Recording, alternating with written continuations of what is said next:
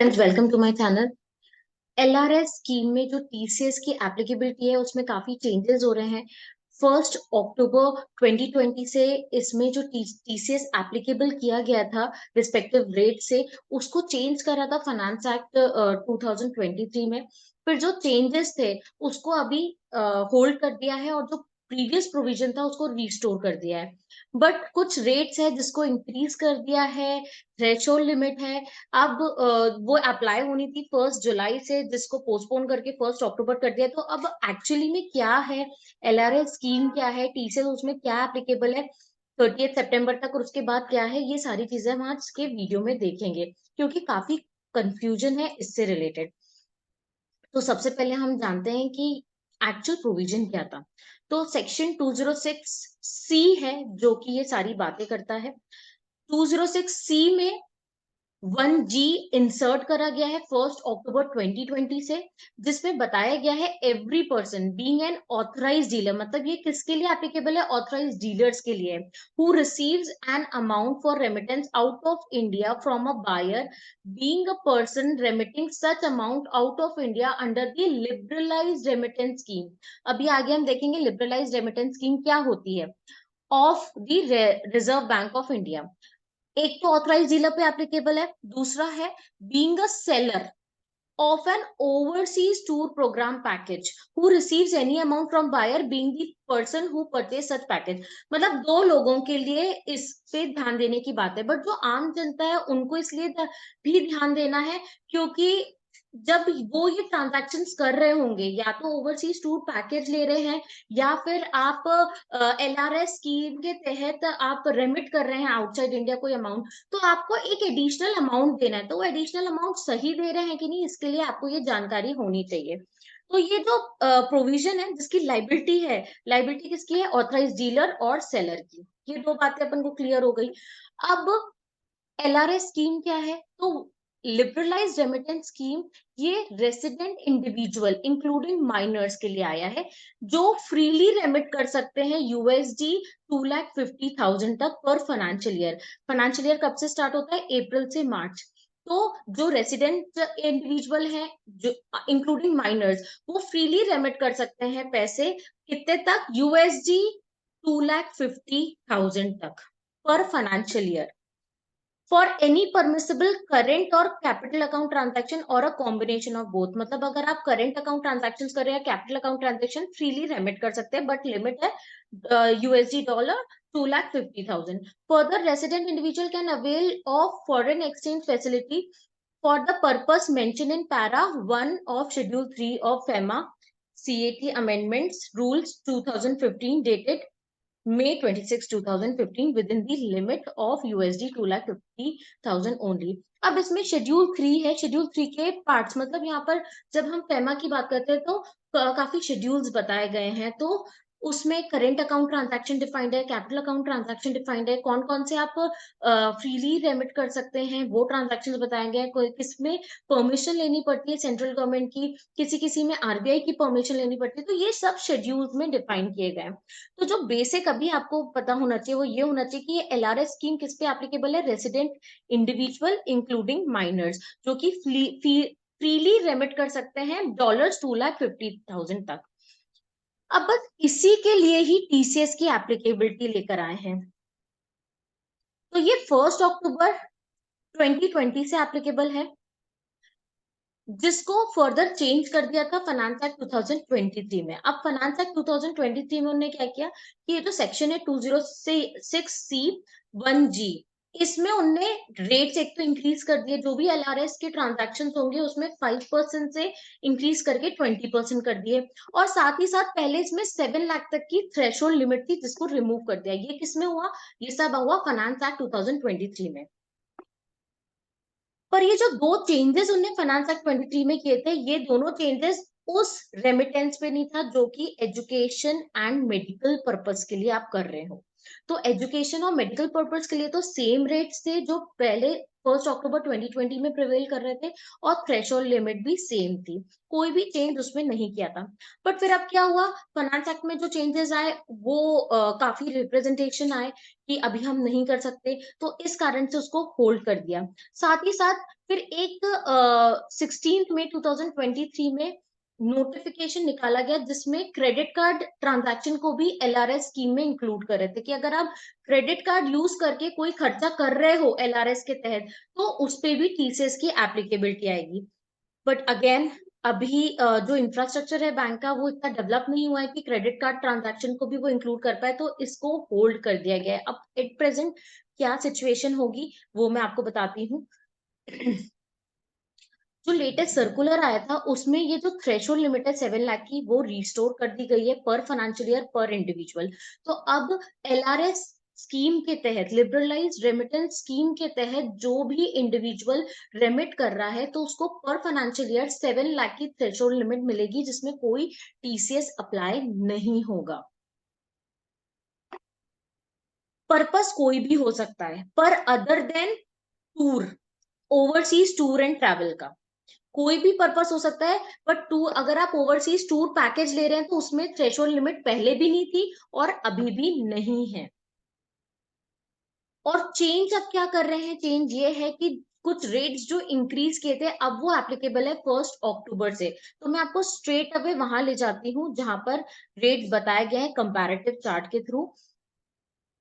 जो पहले रेट्स थे बिफोर फाइनेंस एक्ट 2020-23 क्या रेट्स थे, और न्यू रेट जो अब एप्लीकेबल होंगे 1 अक्टूबर 23 से।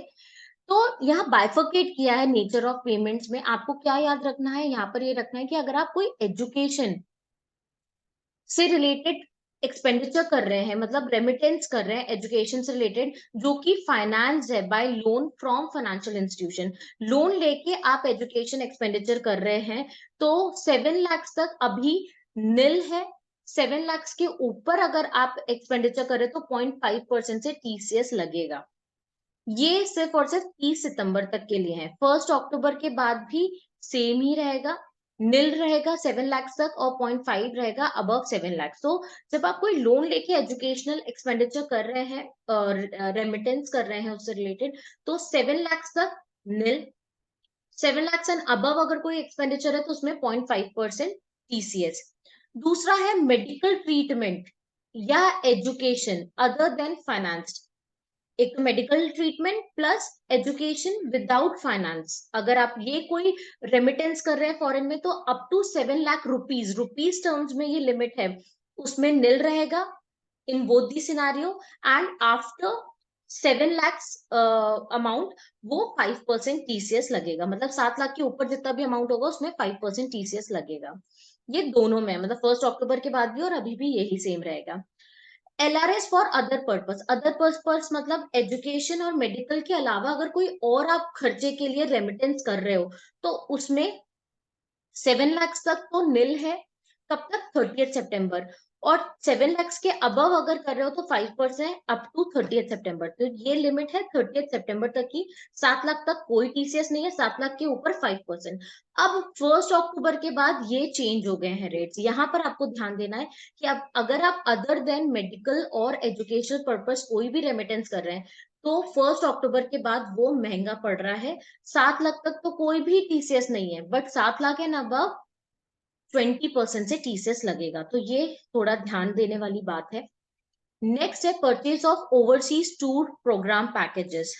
इसमें कोई भी लिमिट नहीं थी अभी तक। 1 अक्टूबर 2020 के बाद जब से ये प्रोविजन आया है, ओवरसीज टूर प्रोग्राम के लिए कोई लिमिट कभी रखी नहीं है, तो इसलिए विदाउट लिमिट 5% रहेगा अप टू 30 सितंबर। अगर आप घूमने जा रहे हैं तो 5% टीसीएस लगेगा। जो भी टूर पैकेज ऑफर्स हैं, एजेंट्स हैं, वो आपसे कलेक्ट करेंगे 5%।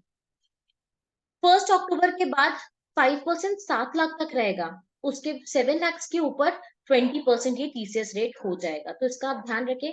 तो अदर देन मेडिकल और एजुकेशन पर्पस के लिए रेमिटेंस हो रही है तो वो महंगा हो रहा है। एंड जो purchase of overseas tour programme packages है वो महंगे हो रहे हैं। तो आपको ये लास्ट के जो 2 पॉइंट है वो याद रखने हैं। इसके बाद कुछ गाइडलाइंस आई थी एप्लीकेबिलिटी से रिलेटेड। अब सबका डाउट ये है कि क्रेडिट कार्ड ट्रांजैक्शन का क्या हुआ। रेट्स तो पोस्टपोन कर दिए, जो इंक्रीज रेट्स है वो अब 1 अक्टूबर 2020 से अप्लाई हो रहे हैं, बट क्रेडिट कार्ड ट्रांजैक्शन का क्या होगा। तो क्रेडिट कार्ड ट्रांजैक्शन अभी होल्ड कर दिया है, उस पे अभी भी टीसीएस की एप्लीकेबिलिटी नहीं ला रहे हैं, क्योंकि बैंक का इतना इंफ्रास्ट्रक्चर डेवलप नहीं हुआ है। तो अभी वो जैसे जैसे डेवलप होगा, कैसे वो ट्रेस करेंगे ये 7 लाख की लिमिट पर बायर, इसके लिए डेवलपमेंट हो रहा है। तो टिल फर्दर ऑर्डर ये पोस्टपोन कर दिया गया इंटरनेशनल क्रेडिट कार्ड के ऊपर टीसीएस एप्लीकेबिलिटी। तो गाइडलाइंस में कुछ क्वेश्चंस थे जिनका आंसर किया गया है। Whether payment through overseas credit card would be counted in LRS, तो अभी उसको होल्ड करा है। No TCS shall be applicable on expenditure through international credit card while being overseas till further order. Next है whether the threshold of 7 lakh for TCS to become applicable on LRS applies separately for various purposes like education, health treatment and other.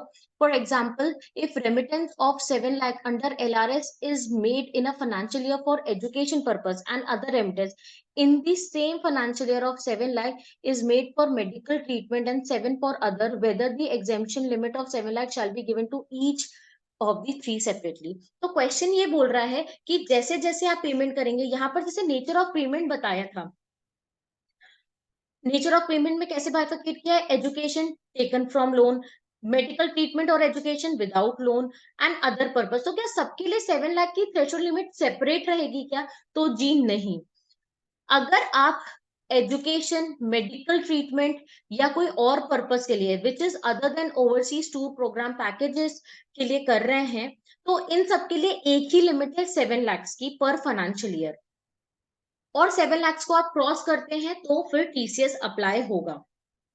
तो ये जो 7 लाख की threshold है, ये combined threshold है for every purpose of the remittance under LRS, but other than overseas tour packages. तो उसका answer यही दिया गया है।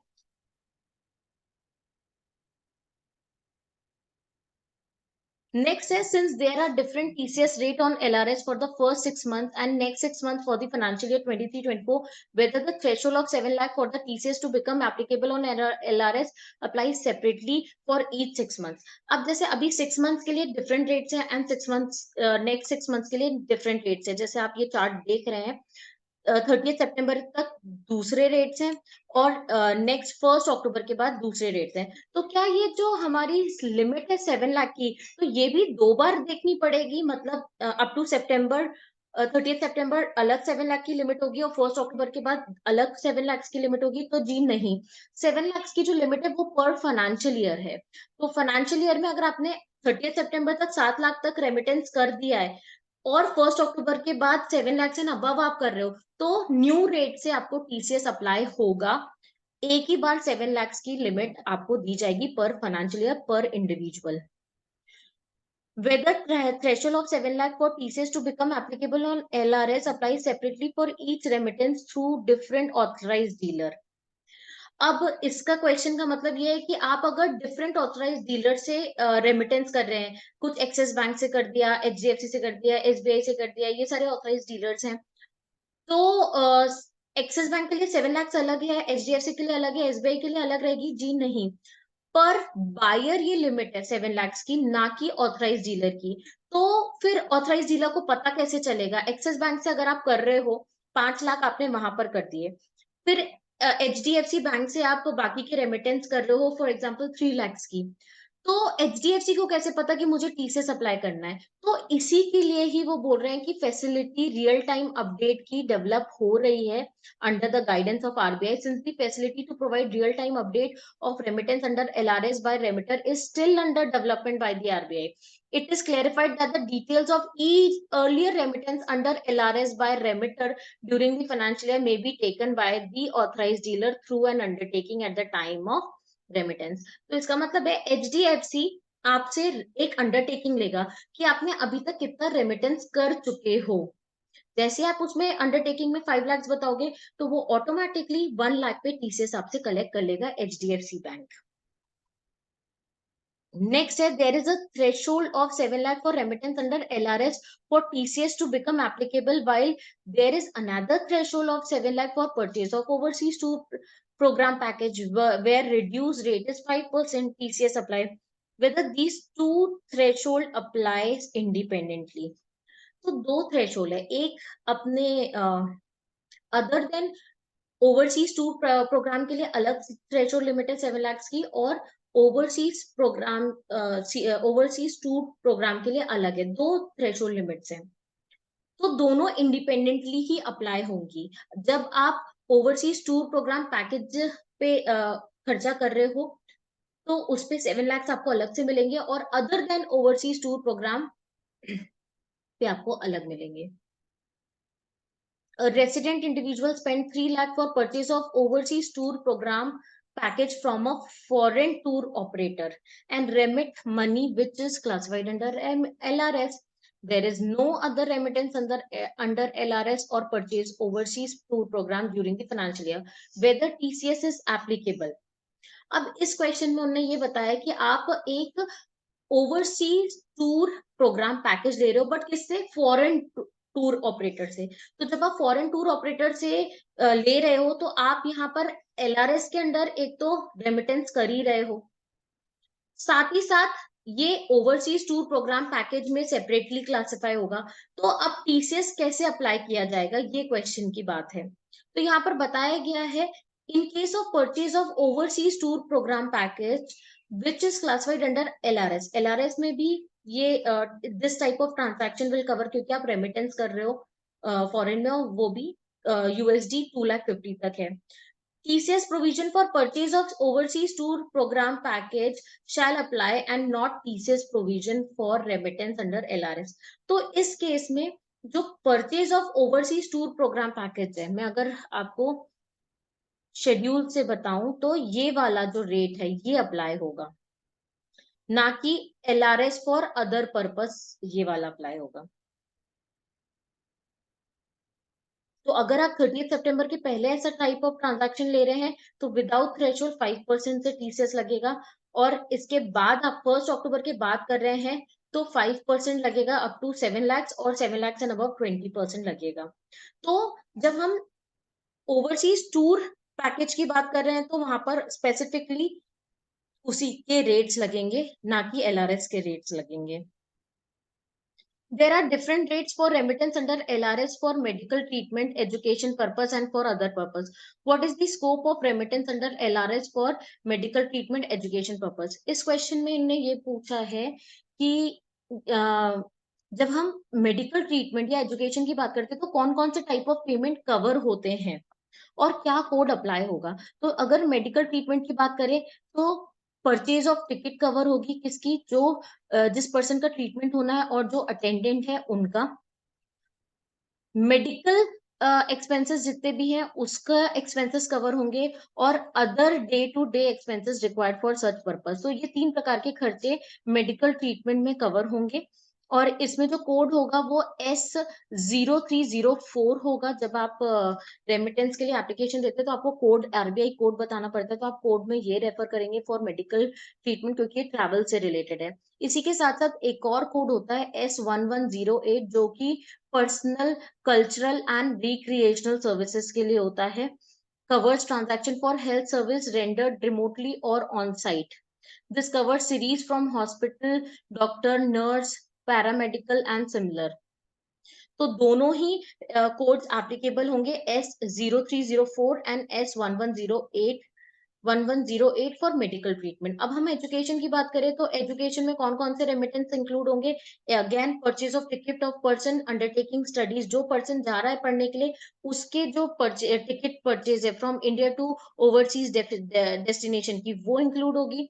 ट्यूशन एंड अदर फीस होगी जो एजुकेशन इंस्टीट्यूट को पे करेंगे, और डे टू डे एक्सपेंसेस जितने भी हैं। इसमें कोड कौन सा अप्लाई होगा? S0305 फॉर ट्रैवल और S1107 फॉर पर्सनल कल्चर।